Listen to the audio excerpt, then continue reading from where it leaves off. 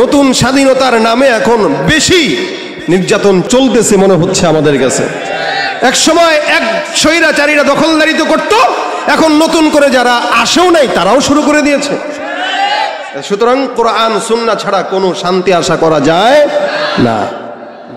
এজন্য ভাইরা যারা ইমানদার দাবি করতেছে এরা কিন্তু সবাই নিজেদেরকে বড় ইমানদার দাবি করে, এরপরেও এগুলা করে বেড়ায় কি বেড়ায় না? ইমানদার দাবি করে ঘুষ খায়, সুদ খায়, জেনা করে, ব্যভিচার করে, ডাকাতি করে, সন্ত্রাসী করে, চাঁদাবাজি করে, ভেজাল খাদ্যের মধ্যে মিশায়। প্রতিদিন দেখবেন ভোক্তা অধিদপ্তরের অফিসার যায় এক একটারে ধরে আসে না নাই? যেখানে যাই ভেজালেতে ভরে গেছে দেশটায়, ব্যবসায়ীরাও রাতারাতি কালো টাকায় হাত রাঙায়। ভেজাল থেকে বাঁচতে হলে, ভেজাল থেকে বাঁচতে হলে খোলা রাখো কান। ওরা কি? ওরা শিক্ষিত শয়তান, ওরা শিক্ষিত শয়তান, ওরা শিক্ষিত শয়তান। ঠিক কিনা ভাই? কষ্ট পায়েন না, আল্লাহর হস্তে কষ্ট পায়েন না। কারণ এদেশে বারবার আমরা ক্ষমতার পালাবদল দেখেছি, শান্তি দেখি নাই। ভোটের আগে অনেক কথা আমরা শুনেছি, কিন্তু ভোটের পরে তাদেরকে আমরা পাই নাই। সুতরাং প্রত্যেকটা মানুষের মনে দুঃখ। যারা বড়লোক হয়েছে আঙ্গুল ফুলে তারাই হয়েছে, আর গরিবেরা দিন যত যাচ্ছে তাদের অন্ন বস্ত্র হারা হচ্ছে তারা। এজন্য ইসলাম ও কোরআন সুন্নাহ অনুযায়ী দেশ না চলা পর্যন্ত শান্তি আশা করা যায় না। যাক, আমার কথা এটা না, আমি বলতে চাচ্ছিলাম যেটা সেটা হলো জামানা যত রাসূলের নিকটবর্তী মানুষ তত জান্নাতি, যদিও তারা ইসলাম বুঝতো কম। হয়তো আলেম ছিল একজন একটা এলাকায়, আর বাকি সব ছিল মূর্খ, কিন্তু একজন আলেমকে অনুসরণ করার কারণে রিকশাওয়ালাও জান্নাতি হয়ে গেছিল। একজন আলেমকে মানার কারণে, একজন আলেমের সহবতে থাকার কারণে একটা আসর আছে না নাই? আছে। উজানির আশেপাশের মানুষগুলো সব দেখবেন অধিকাংশ জিকিরওয়ালা, এবং চরমোনাই যেখানে ওই জায়গার মানুষগুলো অধিকাংশ জিকিরওয়ালা। আপনি ফুরফুরা যান, আপনি অন্য যেই এলাকাগুলো আছে যেখানে আল্লাহওয়ালা বুজুর্গরা ছিল, সব জায়গাগুলোতে বুজুর্গানে দিনদের আসর উপরে বান্দার উপরে পড়ে। আর যে এলাকায় পীর নাই, মাশায়েখ নাই, বুজুর্গও নাই, ওই এলাকায় সবগুলো হয় অন্তর কঠোর। এখন আপনি বলবেন পীর, সব পীর তো আবার পীর না। কিছু পীর আছে যাদের নামাজও লাগে না, রোজাও লাগে না। কিছু পীর আছে যারা দাড়িও রাখে না, গাঁজাও খায়। সুতরাং এমন পীরের কাছে যাওয়া যাবে না যেই পীর নামাজ পড়ে না, রোজা রাখে না, গাঁজা খায়, ইয়াবা খায়। যেই পীরের কাছে পর্দার কোনো বালাই নাই, এরকম পীর না, এটা হলো ভণ্ড। ঠিক কিনা ভাইরা আমার? বুঝবেন, আগের কালের মানুষগুলো ইসলাম বুঝতো কম, আমলের জজবা ছিল বেশি। এখন অধিকাংশ মানুষ জানলেওয়ালা। অনেক সময় কয় মাহফিল এখন আমরা শুনলে আমরা বুঝি কে ভুল কয় কে সঠিক কয়। আমরা এখন পড়ালেখা করি, পড়ালেখা করে ঠিকই, কোনোদিন ফজরের নামাজ খায়, জুমার নামাজও পড়ে না, পড়ালেখা করে, অনেক পড়ে, অনেক জ্ঞান অনেক বেশি। লেকচার শুনে, বড় বড় আলোচকদের লেকচার শুনে আমি শুনছি না অমুক হুজুর এটা বলেছে, বুখারীর সহি হাদিস, এটা সহি হাদিসও সে চিনে, কিন্তু মসজিদে যাওয়া চিনে না। এজন্য জানার নাম কামিয়াবি না, আগার মানোগি তো বনোগি। আমাদের আকাবিররা বলতেন কেউ যদি মেনে নেয় তো আল্লাহ তাকে বানায় দিবে। সুবহানাল্লাহ। মানার নাম কামিয়াবি, জানার নাম না। অনেক আমি আমার ছোটবেলার কথা যদি বলি, তাহলে আমি আমার দাদাকে দেখেছি, চাচাদেরকে দেখেছি, চাচিদেরকে দেখেছি। কি সকালবেলা যখন ঘুম থেকে জাগতাম, সকালবেলা সূরা ইয়াসিন তেলাওয়াত না করে উঠান ঝাড়ু দিত না। এটা আপনারা দেখছেন নি? এগুলো আমাদের দাদা দাদিরা, চাচা চাচিরা, বাবা মারা উঠান ঝাড়ু দিত, দেওয়ার আগে সূরা ইয়াসিন তেলাওয়াত করত। আবার সন্ধ্যাবেলায় সূরা ওয়াকিয়া তেলাওয়াত না করে ঘরের কাছে ধরতো না। রাত্রিবেলা প্রতিনিয়ত সূরা মুলক তেলাওয়াত করত, তারপরে বিছানায় যাইত। 24টা ঘন্টা তাদের জবানের মধ্যে কখনো কখনো জিকির। হে মুসলমান, আমার দাদা তো ছিল মূর্খ, চাচারা ছিল মূর্খ, ঈমান তেমন জানতো না। আমাদের দাদারা, আমাদের চাচারা, আমাদের নানারা তেমন কোরআন বুঝতো না, সহিহ হাদিস বুঝতো না। কিন্তু সূরা ইয়াসিন তেলাওয়াত প্রতিনিয়ত করার কারণে, শুক্রবারে সূরা কাহফ তেলাওয়াতের কারণে আল্লাহ পাক সারা জিন্দেগি তাদেরকে বরকত দিয়ে দিয়েছেন। আমাদের বুজুর্গানে দিনদেরকে এগুলাই দেখেছি। আমি আমার ঘরের কথা যদি বলি, আমি এখনো পর্যন্ত, গতকালও আজকেও ছিলাম সকালবেলা মাগুরায়, যখন ফজরের নামাজ তেলাওয়াত করতে উঠলাম, তাকায় দিকে উঠানের মধ্যে সুন্দর করে আমার বাবা কোরআনটা নিয়ে সূরা ইয়াসিন তেলাওয়াত করতেছে। আমি মনে মনে ভাবলাম, একদম বুঝ হওয়ার পর থেকে এখনো পর্যন্ত আমি আমার বাবাকে দেখেছি। ছোটবেলায় যখন ঘুম থেকে জাগতাম, আমার বাবা কোনো আলেম না, সাধারণ একজন মানুষ। তাবলীগের মেহনতের কারণে আমাদেরকে মাদ্রাসায় দিয়েছে। সারা জিন্দগি সরকারি চাকরি করেছে, 35 বছর সরকারি চাকরি করলো। নেসবতটা কি বলে, দাওয়াত ও তাবলীগের নেসবত। এই নেসবতের কারণে আমাকে মাদ্রাসায় ভর্তি দিয়েছে। আমি আমার বাবার কথা যদি বলি, এই 35 বছর ধরে চাকরি করলো, 35 বছর সারা জিন্দগি আমি তাকে দেখেছি। আমার বাবা প্রতিনিয়ত সকালবেলা উঠলেই কোরআন তেলাওয়াতের আওয়াজে আমাদের ঘুম ভাঙতো। আমার মায়ের কোরআন তেলাওয়াত আর দুরূদ শরীফের আওয়াজে আমাদের ঘুম ভাঙতো। আর বর্তমান সময়ের বাচ্চাদের ঘুম ভাঙে মা বাবার ইউটিউব আর ফেসবুকের আওয়াজে। তাহলে আমাদের ছেলেরা শিখবে কি বলেন? রাত্রিবেলা ঘুমায়, বাবা একদিকে মা একদিকে, সন্তান এদিকে একবার ফিরে বাবার মোবাইলের দিকে দেখে, মায়ের মোবাইলের দিকে দেখে। বাবার দিকে তাকালে কয় এদিকে না ওদিকে, আবার ওর দিকে তাকালে ওদিকে না ওদিকে। বাচ্চা কয় তাহলে 2 দিন পর আমারও মোবাইল দাও, আমিও ফেসবুক চালাই। হালত তো এগুলা। তা আমরাও তো অনেক জানি, তা আমাদের ভিতরে তাদের মধ্যে পার্থক্য এটাই। কারণ আমাদের জামানা আর আমার দাদার জামানা এক না। আমি আমার দাদার থেকে মিনিমাম 100 বছর পরে দুনিয়াতে আসছি। এই 100 বছরে যত ফিতনা সব আমাকে ঘিরে ধরেছে। ফিতনার কারণে জান্নাতের রাস্তা আমার জন্য কঠিন, আর তার জামানায় ফিতনা না থাকার কারণে জান্নাতের রাস্তা তার জন্য সহজ ছিল। এই জন্য আস-সাবিকুন আস-সাবিকুন উলাইকাল মুকাররাবুন ফি জান্নাতিন নাঈম সুল্লাতুম মিনাল আউয়ালিন ওয়া কালিলুম মিনাল আখিরিন। সারা জমিনের মধ্যে আল্লাহ পাক রব্বুল আলামিন ইমানদারদেরকে একটা ইমানের মজা দিয়েছেন। যেই বান্দা 24 ঘন্টা জিকির আজকার করে, ওই বান্দার দিলের মধ্যে ইমানের মজা লাগে কি লাগে না? জিকিরের আলাদা একটা মজা আছে না নাই? নামাজের মজা আছে, জিকিরের মজা আছে। চোরে চুরি করে মজা পায়, যার কারণে চুরি করে। ডাকাত ডাকাতি করে মজা পায়, যার কারণে ডাকাতি করে। যুবকরা গান শুনে মজা পায়, যার কারণে গান শুনে। যুবকরা নারী দেখে মজা পায়, যার কারণে নারীর দিকে তাকায়। আর আল্লাহওয়ালা বুজুর্গ তার জিব্বা দিয়া মাওলার জিকিরের মজা পায়, যার কারণে জিকির খায়। 24টা ঘন্টা বান্দা জবান দিয়া জিকির করে আল্লাহ আল্লাহ আল্লাহ। এ মুসলমান, এই জন্য আল্লাহ পাক রব্বুল আলামিন বলে, বান্দা ইমানদার। প্রত্যেকটা মুসলমানের অন্তরের মধ্যে গুনাহের দাগ যদি কোনো ইমানদার বান্দা দূর করতে চায়, ওই বান্দার জন্য আমি আল্লাহ পাক একটা ফর্মুলা দিয়ে দিলাম। বান্দা যত আল্লাহর নাম নিবে, বান্দা আল্লাহর নাম নেওয়ার সাথে সাথে কলব থেকে অন্ধকার কালো দাগগুলো দূর হয়ে যাবে। সুবহানাল্লাহ। আল্লাহ বলেন, বান্দা গুনাহ হয়ে গেল, টেনশনের কারণ নাই। আমি আল্লাহ পাক তোমাকে ঘোষণা করলাম, গভীর রাতে গুনাহ করলা, জেনে গুনাহ করলা, না জেনে গুনাহ করলা, কোনো টেনশন নাই, হতাশ হওয়ার কোনো দরকার নাই। লা তাকুনাতু মিন রাহমাতিল্লাহ ইন্নাল্লাহা ইয়াগফিরুয যুনুবা জামিআ। আমার আল্লাহ পাক রব্বুল আলামিন সুন্দর করে বান্দাকে ডাক দিয়া বললেন, হে ইমানদার, আমি আল্লাহর রহমত থেকে নিরাশ হইও না, কারণ তিনি বান্দার সব গুনাহ মাফ করতে পারে। বান্দা গুনাহ হয়ে গেল, আল্লাহ পাক রব্বুল আলামিনের কাছে যাওয়া দরকার আছে না নাই? আমিও গুনাহ করছি, আল্লাহর কসম, আমার গুনাহ যদি আপনাদের সামনে প্রকাশ হয়ে যাইতো, আমি আপনাদের সামনে আলোচনা করার সাহস পাইতাম না। একটা সন্তানের গুনাহ যদি বাবার সামনে প্রকাশ পেয়ে যাইতো, সন্তান বাবার সামনে দাঁড়ানোর সাহস পেত না। আর বাবার গুনাহ যদি সন্তানের সামনে প্রকাশ পেয়ে যাইতো, বাবা কোনোদিন সন্তানের কাছে মুখও দেখাইতে পারত না। যে রব্বুল আলামিন দুনিয়ার জমিনে এত গুনাহ করার পর আপনার আমার গুনাহটাকে গোপন রাখে, তার চাইতে উত্তম বন্ধু আর জমিনে কেউ হতে পারে না। ঠিক না? আপনি যাকে বন্ধু বানাইছেন, সে আপনাকে ছেড়ে পলায় চলে গেছে। আপনি 16 বছর তাকে সার্ভিস দিয়েছেন, তা আপনারে নেয় নাই। এই জন্য আপনি কখনো গেঞ্জি পরে, কখনো লুঙ্গি পরে ধরা খান।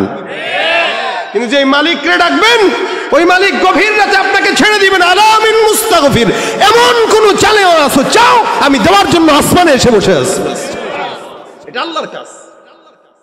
এই জন্য আল্লাহ পাক ডাক দিয়া বলেন, আলা ইন্না আউলিয়া আল্লাহ, আলা ইন্না আউলিয়া আল্লাহ লা খাউফুন আলাইহিম ওয়া লা হুম ইয়াহজানুন। মনে রাখবা, যারা আল্লাহর বন্ধু, দুনিয়ার সব বান্দাদারে ভুলতে পারে, আমি আল্লাহ ভুলি নাই। দুনিয়াতেও তার ভয় নাই, আখিরাতেও জাহান্নামের কোনো টেনশন নাই। সুবহানাল্লাহ। তুমি পারো করতে মোচন অভাব দুঃখী লোকের, তুমি পরম মুক্তিদাতা মালিকে জগতের। তুমি পারো করতে মোচন অভাব দুঃখী লোকের, তুমি পরম মুক্তিদাতা মালিকে জগতের। তোমার কাছে চাই যে পানা আমরা প্রতিদিন, তোমার দয়ায় পূর্ণ আমার সারা নিশিদিন। আল্লাহ তুমি দয়ার সাগর, আল্লাহ তুমি দয়ার সাগর, রহমানুর রহিম। তোমার দয়ায় পূর্ণ আমার সারা নিশিদিন। দয়াবানকে রাত্রেও ডাকে, যখন ডাকে আল্লাহ পাক বলে আমি আছি। কিন্তু এলাকার চেয়ারম্যান, মেম্বার, এমপি, মন্ত্রীকে আপনারা অনেক দেখেছেন, রাত 2টার দিকে গেলে কথা শুনবে সুযোগই নাই, ঘুমে বিভোর। আল্লাহ পাক ঘুমায়, হ্যাঁ, তন্দ্রাচ্ছন্ন হয়। আরে মিয়া, এলাকার চেয়ারম্যান না থাকলে এলাকা চলে, মেম্বার নাই এলাকা চলবে। আরে রাষ্ট্রের সরকারই তো নাই, তাও তো চলতেছে রাষ্ট্র। প্রধানমন্ত্রীও তো নাই এখন, তাও তো চলতেছে। যেই দুনিয়ায় রাষ্ট্রের সরকার না থাকলে রাষ্ট্র চলে, এলাকার চেয়ারম্যান না থাকলে এলাকা চলে, মেম্বার না থাকলে এলাকা চলে, আল্লাহ পাক এমন একজন যিনি ঘুমে নেই, একটু তন্দ্রাচ্ছন্ন হইলেও দুনিয়া চলতে পারে না। তার ছাড়া দুনিয়া বরবাদ, অচল। এই জন্য আল্লাহ পাক রব্বুল আলামিন বলে, বান্দা কখন ডাকবা ডাকো। আমি আল্লাহ পাক রব্বুল আলামিন বলে দিলাম, গুনাহ যদি হয়ে যায় আমি আল্লাহ পাক তোমাকে সুন্দর করে জানায় দিলাম, ফাকুল তুস্তাগফিরু রাব্বাকুম ইন্নাহু কানা গফফারা। ইস্তিগফার করো তোমাদের রবের কাছে, নিশ্চয়ই তিনি আল্লাহ তোমাদেরকে ক্ষমা করে দিবেন। সুবহানাল্লাহ। আমার আল্লাহ পাক রব্বুল আলামিন ক্ষমা করার জন্য আসমানে বান্দাদেরকে ডাক দেয়। ইস্তিগফারটা এমন একটা চমৎকার আমল, যে আমলের কারণে বান্দার গুনাহ আগা থেকে গোড়া পর্যন্ত সব মাফ হয়ে যায়। ইস্তিগফারটা এমন একটা আমল, যে আমলটা করলে বান্দার বিপদ আপদ থেকে আল্লাহ পাক রব্বুল আমিন তার হেফাজত করে। সুবহানাল্লাহ। এই মুসলমান ভাইরা আমার, দ্বীনি ভাইরা আমার, খুব বুঝবেন কথাগুলো। এখানে হয়তো ছোট্ট পরিসরে প্রোগ্রাম, কিন্তু ইনশাআল্লাহ এই আলোচনা থেকে একজন যদি এখান থেকে এই আমলটা নেয়, আমার বিশ্বাস নাজাতের জন্য এতটুকুই যথেষ্ট, ঠিক কিনা? বেশি কিছু লাগে না, আল্লাহ পাকের কাছে অল্প আমল এটাই যথেষ্ট। আখলিস দীনাকা ইয়াকফিকাল আমালুল কলিল। রাসূল বলেন, তোমার অল্প আমল হোক, কিন্তু দিনটা সহি থাকুক, ঈমানটা সহি থাকুক, যথেষ্ট নাজাতের জন্য। আর কিচ্ছু দরকার নেই। হাসান আল বসরি রাহমাতুল্লাহ আলাইহি নাম শুনছেন তো আপনারা? হাসান বসরি, হাসান বসরি বসরার বহুত বড় বুজুর্গ। হাসান আল বসরি রাহমাতুল্লাহ আলাইহির জামানার ঘটনা। উনি একদিন এমন করে আলোচনা করতেছেন ভক্তবৃন্দদেরকে নিয়ে। হঠাৎ করে আল্লাহ পাক রব্বুল আলামিনের এই বান্দার কাছে একজন বান্দা দূর থেকে আসলো। হাসান বসরির কাছে একজন এসে ডাক দিয়া বলতেছে, হুজুর, আমার তো অনেক গুনাহ হয়ে গেছে, 24 ঘন্টা আমি গুনাহ করি। গুনাহ জেনার গুনাহ, চুরির গুনাহ, এমন কোন গুনাহ নাই যেই গুনাহটা আমি করি নাই। হাসান বসরিকে বলতেছে, এমন কোন গুনাহ নাই যেই গুনাহটা আমি করি নাই। সুতরাং এমন একটা আমল শিখায়া দেন যে আমলটার কারণে আল্লাহ পাক আমারে ক্ষমা করে দিবে। হাসান আল বসরি রাহমাতুল্লাহ আলাইহি ডাক দেয়া বলে, যাও যাও, বেশি বেশি ইস্তিগফার আদায় করো। লোকটা বাসায় চলে যায় ইস্তিগফার জবানে নিয়া। আবার কিছুক্ষণ পর আরেকজন আসে, সামনে এসে ডাক দেয়া বলে, হুজুর, আমি এলাকার মধ্যে দুর্ভিক্ষ চলতেছে, বৃষ্টি নাই। এমন অবস্থা, বৃষ্টি না থাকার কারণে ফসলের মধ্যে ফসল হয় না, ফল হয় না। এমন একটা আমল শিখায় দেন যে আমলের কারণে আল্লাহ পাক রব্বুল আলামিন আসমান থেকে বৃষ্টি দিবে। হাসান বসরি ডাক দিয়ে বলে, যাও যাও, বেশি বেশি ইস্তিগফার করো। কি করবে? ইস্তিগফার। প্রথম ব্যক্তি কি নিয়ে আসছিল? গুনাহ বেশি, গুনাহ বেশি। আমল শিখায় দেন, কি বলছে? ইস্তিগফার বল। দ্বিতীয় ব্যক্তি কি নিয়ে আসছে? বৃষ্টি নাই, কি নাই? বৃষ্টি নাই, আমল কি? ইস্তেগফার। তৃতীয় ব্যক্তি আসলো, ডাক দিয়া বলে, হুজুর আমার মাল সম্পদ নাই, ব্যবসায় বরকত নাই, বিশাল অভাবের মধ্যে আছি, এমন একটা আমল শিখায় দেন যে আমলটার কারণে আল্লাহ পাক আমাকে ব্যবসায় বারাকা দিবে, সম্পদ বাড়ায় দিবে। এবার হাসান বসরি কয়, যাও যাও, আজকে থেকে নিয়ে লাগাতার ইস্তেগফারের আমল করো। সুবহানাল্লাহ। তৃতীয় ব্যক্তি যিনি আসলেন, ইনিও একই আমল, একটাই, কিন্তু উনার সমস্যা কি? টাকা নাই, সম্পদ নাই। আবার ওনারা তাকায় দেখে চতুর্থ আরেকজন ব্যক্তি হঠাৎ করে ঢুকলো, হুজুরের কাছে এসে বলতেছে, বিয়ে করলাম, সন্তান হয় না, বাচ্চা কাচ্চা নাই, এমন একটা আমল শিখায় দেন যে আমলের কারণে আল্লাহ পাক রব্বুল আলামিন বাচ্চা দিবে।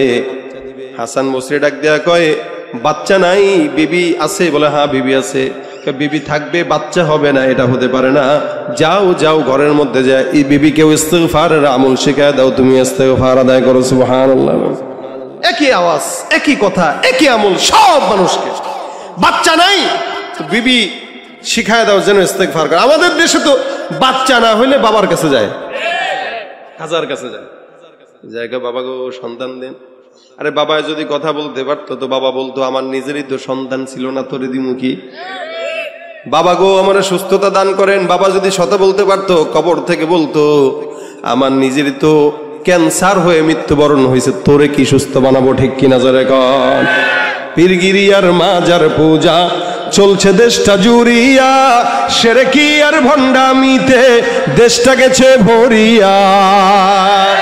গাজার কলকি টান মারিয়া, গাজার কলকি টান মারিয়া দেখায় খাজার শান। ওরা শিক্ষিত শয়তান, ওরা শিক্ষিত শয়তান, ওরা শিক্ষিত শয়তান, ওরা শিক্ষিত শয়তান। যাবো কার কাছে?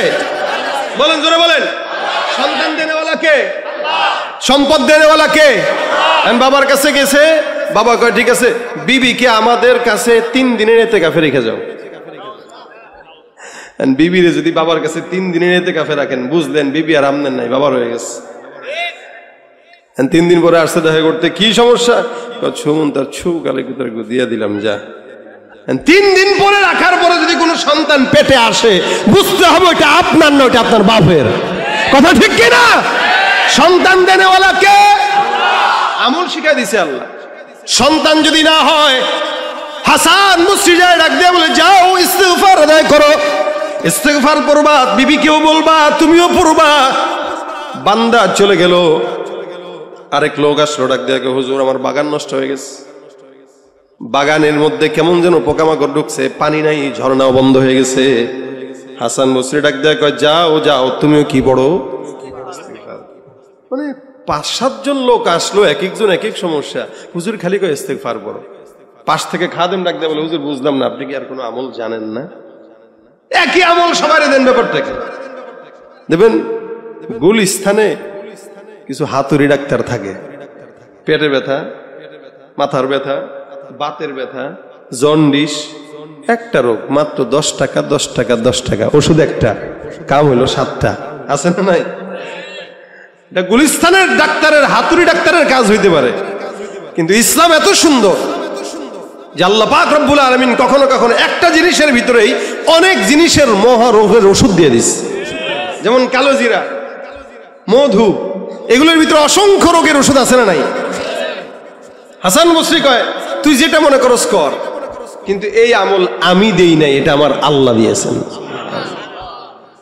হাসান আল বসরি ডাক দিয়া বলেন, আমার আল্লাহ পাক রব্বুল আলামিন কোরআনের মধ্যে বর্ণনা করেছেন, ফাকুলতুস্তাগফিরু রাব্বাকুম ইন্নাহু কানা গফফারা। সর্বপ্রথম যেই লোকটা আমার কাছে গুনাহের জন্য আসলো, এই লোকটা আমার কাছে বলল, প্রতিনিয়ত আমার গুনাহ হয়, রাত্রিবেলাও গুনাহ করি, দিনের বেলাও গুনাহ করি, গোপনে গুনাহ করি, প্রকাশ্যে গুনাহ করি, গীবতের গুনাহ করি, পরনিন্দার গুনাহ, হিংসার গুনাহ, এমন কোন গুনাহ নাই যেই গুনাহটা আমি করি নাই। আমি আল্লাহ পাক রব্বুল আলামিন কোরআনের আয়াত অনুযায়ী তাকে আমল দিয়া দিলাম। আল্লাহ পাক বলছেন, ফাকুলতুস্তাগফিরু রাব্বাকুম ইন্নাহু কানা গফফারা। কোন বান্দা যদি ইস্তিগফার তাদের রবের কাছে করে, আমার আল্লাহ পাক ওই বান্দার সব গুনাহগুলো মাফ করে দিবেন। 2 নাম্বার, যেই বান্দাটা আমার কাছে বৃষ্টির কারণে আসলো আর বলল হুজুর আসমান থেকে বৃষ্টি বর্ষণ হয় না, বর্তমানে আসে না, এই বৃষ্টি আসে না, শুধু আসে না, 3-4 মাস হয়ে গেছে লাগাতার পড়তেছে। আপনি আবার মনে করেন না যে আপনি বেশি ইস্তেগফারওয়ালা হয়ে গেছেন দেখে বৃষ্টি দেয়, বরং আপনি ইস্তেগফার ছেড়ে দিচ্ছেন বলে বৃষ্টি দিতেছে। নাহলে 4 মাস তো এখন তো বৃষ্টির কথা না, কথা নেই, এখন তো বৃষ্টির কথা না, কিন্তু বৃষ্টি আসতেছে। মুসা পয়গম্বরকে একবার তার উম্মত জিজ্ঞাসা করছে, হুজুর আল্লাহ যদি রাগ করে আলামত কি? আল্লাহ যদি রাগ করে আলামত কি? আপনি কবেন আমার রাগ হলে কি করে জানেন? মোবাইল আসার মারি, এটা আপনার রাগের আলামত। আপনি বলবেন আমার বিবি রাগ করলে ঘরের কাঁচের গ্লাস ভাঙে, ছেলে এটা রাগ করলে যেটা হাতের কাছে পায় ওটা দিয়ে ফিক্কা মারে। আমি রাগ হলে কি হয় জানেন? চোখ লাল হয়ে যায়, চেহারা লাল হয়ে যায়। এটা এক একজনের এক এক রাগের আলামত। নবী মুসা বলেন আল্লাহ পাক যদি রাগ করে আলামত আছে। আলামত কি জানো? অসংখ্য আলামতের ভিতরে অন্যতম আলামত হইল বান্দার জন্য যখন যেটা দরকার ওইটা আল্লাহ দেয় না, যেটা দরকার নাই ওটা চাপিয়ে দেয়। দ্রব্যমূল্যের দাম কমা দরকার, বাড়ছে না কমছে? তার মানে এটা দরকার ছিল না, কিন্তু এটাই আল্লাহ চাপায় দিচ্ছে। এখন দরকার ছিল শীতের, কিন্তু এটা দিচ্ছেন না। বৃষ্টির দরকার নাই, এটা চাপায় দিতেছেন। বলেন তো দুনিয়ার কোন বাপের বেটার সামর্থ্য আছে বৃষ্টি বন্ধ করার? আমেরিকার সামর্থ্য আছে, ইন্ডিয়ার সামর্থ্য আছে, সবগুলোর ডেকে নিয়ে আসেন না, একসঙ্গে হইলেও তো পারবে না একদিনের বৃষ্টি বন্ধ করতে। দুবাইতে বৃষ্টি, কৃত্রিম বৃষ্টি চালু করছিল গত বছর, মনে আছে নি আপনাদের? কৃত্রিম বৃষ্টি আনার চেষ্টা করছিল। আল্লাহ কয় তোরা বৃষ্টি আনবি, কতটুক বৃষ্টি আনবি দেখি আন। এখন বৃষ্টি আইনা কোলাইতে পারে না। আল্লাহ কয় কত বৃষ্টি দরকার আমি দেখাইতেছি। এমন বৃষ্টি দেওয়া দিছে বন্যায় সব ভেসে চলে গেছে। কে পারবে আল্লাহর সাথে? যতটুকু দরকার ততটুকু আল্লাহ পাক দিবেন, এটা আল্লাহর তরফ থেকে। কিন্তু বান্দা যখন অন্যায় গুনাহ করবে তখন আল্লাহ পাক আযাব গজবকে চাপায় দিবেন, নিয়ামতকে উঠায় নিয়ে যাবেন। এই যে দাম বাড়তেছে কেন? শাকসবজি কোথায় করবেন? সব জায়গায় তো পানি, নিয়ামত উঠায় নিতেছে। এটা আমাদের গুনাহের কারণে। ইস্তেগফার শুরু করেন, দেখবেন সবকিছু স্বাভাবিক হয়ে যাবে। হাসান বসরি ডাক দেয়া গলায়, 2 নাম্বার যে বান্দাটা আসলো, এই বান্দাটা আসমান থেকে বৃষ্টি বর্ষণের জন্য আসছে। আমি তাকে ইস্তেগফারের কথা বললাম, কারণ কি আমার আল্লাহ পাক পরবর্তী লাইনে বলেন ইউরসিলিস সামাআ আলাইকুম মিদরারা। কোন বান্দা যদি ইস্তেগফার করে আল্লাহ পাক রব্বুল আলামিন আসমান থেকে তার জন্য বৃষ্টি বর্ষণ করবে। সুবহানাল্লাহ। এরপরে একজন বান্দা আসছে, তার টাকা নাই, অভাব, অটো চালায়, দিনে বেশি একটা আনে দিনে খায়, তেমন কিছু করতে পারে না। আমার আল্লাহ পাক বলেন ওয়ায়ুমদিদকুম বিআমওয়াল। কোন বান্দা যদি ইস্তেগফার করে আমার আল্লাহ ওই বান্দার রিজিকের মধ্যে সাআত দান করবেন। সুবহানাল্লাহ। তাহলে 3 নাম্বার গেল। 4 নাম্বার, এক বান্দার বাচ্চা নাই, সন্তানের জন্য আমার আল্লাহ সেটাও বলছেন ওয়ায়ুমদিদকুম বিআমওয়ালি ওয়া বানিন। কোন ইমানদার বান্দা যদি বেশি বেশি ইস্তেগফার আদায় করে আমার আল্লাহ পাক রব্বুল আলামিন ওই বান্দাকে সন্তান দিয়া ভরপুর করে দিবেন। সুবহানাল্লাহ। এখন তো সন্তান নিতেই চায় না, হবে কি আর? 2টি সন্তানের বেশি নয়, কদিন পরে কবে একটা দরকার নেই, বুড়া বুড়ি থাক, কি ঠিক না? জন্ম নিয়ন্ত্রণ করা এগুলো হারাম। এলো ইহুদি নাসারাদের চক্রান্ত। ওরা কিন্তু ইচ্ছা মতো নেয়, একসাথে 5টা 7টা 8টা 10টা। মুসলমানদেরকে বলে না 2টা নিস, বেশি নিস না, কারণ এরা জানে এদের সংখ্যা বেশি হইলে আমাদেরকে কিলায়া কোথায় লইব। এজন্য এলাকার ভিতরে দেখবেন যারা 10 ভাই এদের একটা পাওয়ার আছে আলাদা। আমার কয়টা ভাই জানো? 10 ভাই, ওই একটা বাপরে বাপ, হিসাব করে কথা বলিস। আমার বাবারা ছিল 10 ভাই, আমরা 4 ভাই বোন। এইভাবে কমে না, দিন দিন কমতেছে। এখন তো সিজার ছাড়া বাচ্চাই হয় না, আর সিজার হওয়া মানে 2টার বেশি না, সর্বোচ্চ 3টা। 3টার পরে মহিলারা খুঁজে পাওয়া যায় না। বাবা চিন্তা করে আমার বউ দরকার, বাচ্চার চাইতে বেশি। এজন্য পেটে বাচ্চা আসলেই হাসপাতালে চলে যায়, ওখানে গেলে এমন মেডিসিন দেয় যে অটোমেটিক সিজার ছাড়া কোনো উপায় আর নাই। এগুলো হচ্ছে একটা আলাদা চক্রান্ত। এই জন্য দোয়া করবেন, আল্লাহ তুমি আমার বিবিকে নরমালে সন্তান দাও। যত সন্তান হবে রাসূল বলেছেন আমি আমার এই উম্মত গুলারে নিয়ে কিয়ামতের ময়দানে আল্লাহর কাছে গর্ব করে বলবো, আল্লাহ দেখছেন কত উম্মত আমার। সুবহানাল্লাহ। এজন্য কারো যদি সন্তান দরকার হয় চাবে কার কাছে? কি পড়বে? ইস্তিগফার। ওয়ায়ুমদিদকুম বিআমওয়ালিন ওয়া বানিনা ওয়া ইয়াজআল লাকুম জান্নাতিন ওয়া ইয়াজআল লাকুম আনহারা। ওই যে তারপরে যে বান্দাটা এসে বলছিল হুজুর আমার বাগান নষ্ট হয়ে গেছে, আমার বাগানের মধ্যে যে ঝর্ণা ছিল ঝর্ণাও নষ্ট হয়ে গেছে। আল্লাহ পাক বলেন তোমাদের জন্য জান্নাত দেওয়া হবে। অর্থাৎ জান্নাত দুনিয়ার জান্নাতও হবে, আখিরাতের জান্নাতও হবে। দুনিয়ার জান্নাতেও বাগানের মধ্যে নহর থাকবে, আবার আখিরাতেও যদি যাও ইস্তেগফারের কারণে তোমার জান্নাতের মধ্যে আল্লাহ নহর প্রবাহিত করে দিবে। সুবহানাল্লাহ। জান্নাত চাই কি চাই না? জান্নাত চির সুখেরই ঘর, জান্নাত চির সুখেরই ঘর, ওগো জানতে যদি তুমি মায়া ঘেরা রঙিন পৃথিবী নয় তো সুখের খনি। জান্নাত পাওয়ার সহজ পথ তো শহীদি মরণ, জান্নাত পাওয়ার সহজ পথ সে তো শহীদি মরণ। শহীদ হলে খুদার রাহে, শহীদ হলে খুদার রাহে, তবে জান্নাত পাবে তুমি মায়া ঘেরা রঙিন পৃথিবী নয় তো সুখের খনি। আল্লাহু আকবার। জান্নাতে পাবে তুমি মহান প্রভু আল্লাহর দিদার, জান্নাতে আরো পাবে তুমি নাজ নেয়ামত পর, জান্নাতে পাবে তুমি হুর গিলমান যাচবে, জান্নাতের সব নেয়ামত তোমায় স্বাগতম জানাবে। শর্ত একটাই তোমাকে দিতে হবে কুরবানি, শর্ত একটাই তোমাকে দিতে হবে কুরবানি। করতে পারো তুমি যদি, করতে পারো তুমি যদি সেই আল্লাহর গোলামি, মায়া ঘেরা রঙিন পৃথিবী নয় তো সুখের খনি। আল্লাহ আমাদের সকলকে জান্নাত দান করুক, যারা বলেন আমিন। রাসূল বলেছেন এই জন্য ইস্তেগফারটা এত বড় আমল। আল্লাহর হাবিব বলেন মান লাজিমাল ইস্তিগফার জাআলাল্লাহু লাহু মিন কুল্লি হাম্মিন ফারজা ওয়া মিন কুল্লি দিকিন মাখরাজা ওয়া ইয়ারযুকুহু মিন হাইথু লা ইয়াহতাসিব। রাসূল বলেন কেউ যদি তার জিন্দেগিকে, শুনেন, কেউ যদি তার জিন্দেগিতে ইস্তেগফারটাকে লাজেম বানায় নেয়, জরুরি বানায় নেয়, আল্লাহ পাক ওই বান্দার সব প্রকার চিন্তা, দুশ্চিন্তা, বিপদ থেকে আল্লাহ তারে মুক্তি দিবেন। সুবহানাল্লাহ। যত প্রকার দুশ্চিন্তা আছে, ঝামেলা আছে, বিপদ, মামলা মোকদ্দমা, এগুলোও দূর হয়ে যাবে। আমল কোনটা? ইস্তেগফার। মিন কুল্লি হাম্মিন ফারজা। যত প্রকার দুশ্চিন্তা আছে, মামলা মোকদ্দমা বলেন, ব্যবসা বলেন, রাজনৈতিক বলেন, অন্যান্য আনুষঙ্গিক বলেন, সব প্রকার দুশ্চিন্তার আসানকারী আমল হইল ইস্তেগফার। মান লাজিমাল ইস্তেগফার। অবশ্যই ইস্তেগফারকে লাজিম বানাইতে হবে। 2 নম্বর, সমস্ত প্রকার কণ্টক রাস্তা যেগুলো আছে, কাঁটাযুক্ত রাস্তা, কঠিন রাস্তা, আল্লাহ পাক দূর করে দিবেন। এরপরে কি? ওয়ারযুকুহু মিন হাইথু লা ইয়াহতাসিব। এমন জায়গা থেকে রিজিকের ফয়সালা করবে কল্পনাও করতে পারবেন না, কল্পনাও করতে পারবেন না। অর্থাৎ রিজিকের ওসাত দান করবেন। আমল কি? ইস্তেগফার। এজন্য হাতের কাজ আছে, পায়ের কাজ আছে, জবানের তো কাজ থাকে না।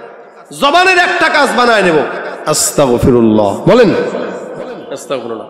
এতটুকু হাদিসে আসছে আস্তাগফিরুল্লাহ রাব্বি মিন কুল্লি যামবি ওয়া আতুবু ইলাইহি। এতটুকু যদি পড়তে না পারেন, শুধু ইস্তেগফার, আস্তাগফিরুল্লাহ আস্তাগফিরুল্লাহ আস্তাগফিরুল্লাহ। একসাথে 10 জন বসে আছেন, কেউ গীবত করতেছে, আপনি জোরে বলে ফেলবেন আস্তাগফিরুল্লাহ।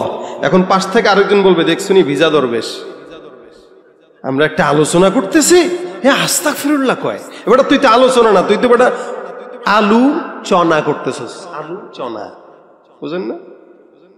গরুর সোনা যে আছে না, এই সোনার আলোচনা করি আর কি। আমরা গীবত শিকায়েত করে নিজের যত আমল আছে নষ্ট করি। আর একজন ইস্তেগফার করলে এটা দোষ দেয়, ভিজা দরবেশ ইস্তেগফার করতেছ। আমল মনে হয় আমরা করি না, জিকির মনে হয় আমিও করি না, হে একাই করে। তুই জিকির করলে, আরেকজন জিকির করলে তোর তো ভালো লাগবে, খারাপ লাগে কেন? তুই যদি জিকির করতে, ইস্তেগফার করতে, আরেকজন জিকিরওয়ালা দেখলে তোর দিলে শান্তি লাগতো। যদি আরেকজন জিকিরওয়ালা দেখার পরে খারাপ লাগতেছে, টিটকারি করতেছস, তার মানে তুই জিকির করস না, তুই জিকিরের নামে ভণ্ডামি করস, শয়তানি করস। এজন্য 10 জন একসঙ্গে বসলেন, গীবত হইল, ইস্তেগফার করবেন। হয়তো একজন আপনার পাশে আপনার ইস্তেগফার শুনে সেও ইস্তেগফার করলো। আজীবন কি গুনাহ করব আমরা? মানুষ তো হইতে হবে, জান্নাতের রাস্তায় তো চলতে হবে, এই যে গুনাহ তো হবেই। বাস বসে আছি, বাজার করতেছি, ব্যবসায় বসে আছি, গাড়ি চালাইতেছি, আস্তাগফিরুল্লাহ আস্তাগফিরুল্লাহ আস্তাগফিরুল্লাহ আস্তাগফিরুল্লাহ। বিবিকে শিখাই দিবেন, মাকে শিখাই দিবেন, সন্তানকে শিখাই দিবেন। ঘরের ভিতরে ঢুকবেন, ইস্তেগফার করবেন, বেরোবেন, ইস্তেগফার করবেন। বাচ্চাদের সামনে বেশি বেশি ইস্তেগফার করবেন, তাহলে বাচ্চা বুঝবে যে আমার বাবা সবসময় ইস্তেগফার করে।